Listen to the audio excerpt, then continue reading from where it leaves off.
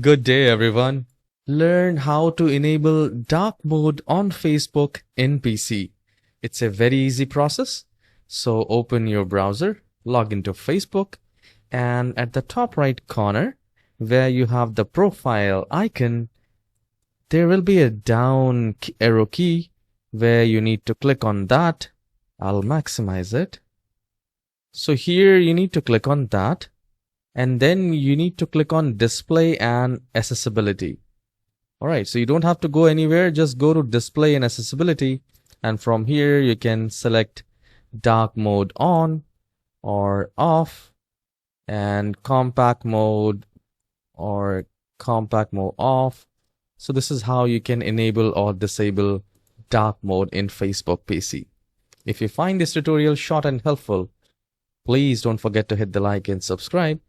I'll see you in the next video. Have a wonderful day.